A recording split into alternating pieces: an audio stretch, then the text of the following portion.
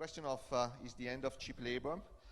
I think it's the reformatting of cheap labor. I mean, this region, the ASEAN Economic Community +3, over the last 30 years, has built a pattern of economic growth, basically, based on cheap labor. Is this likely to continue or not? Probably not. Or it will be certainly redefined, and we can discuss a little bit later. But certainly, the notion of moving from country to country, looking for cheap labor and not looking at issues in an integrated way is likely to disappear. Whether is this link, whether it's related to the link between labor and productivity levels, yes. Whether this is related to the introduction of technology, yes. Whether this is linked to migration, yes.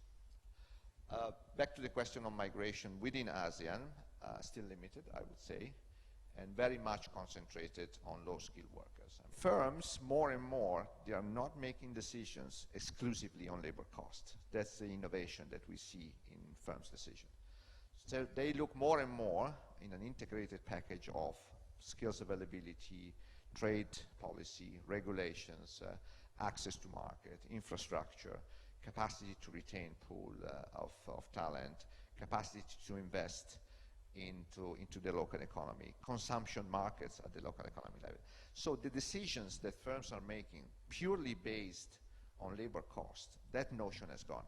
This is such a relevant question, actually, for us, because like I was saying at the beginning, right, we're trying to get the most out of our human capital, and therefore trying to reduce costs in terms of expats. And expat costs a lot of money, actually, as some of you may know.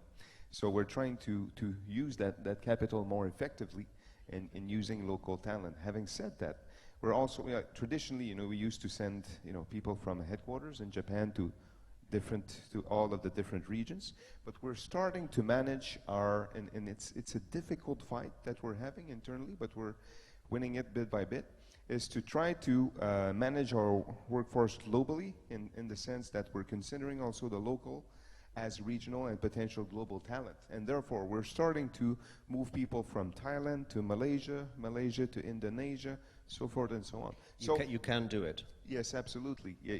Easily? There are ways to do it. Look, I can't say that it's easy.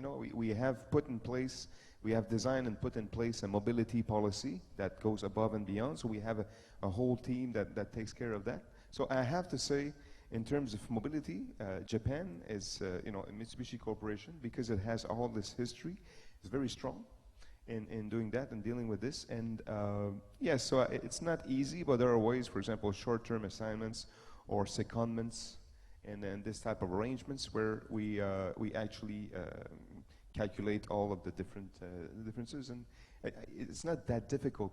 What lacks is oftentimes the will to do it. And frankly speaking, the identification of the talent and the matching of the jobs and the talent, that's what's the most difficult.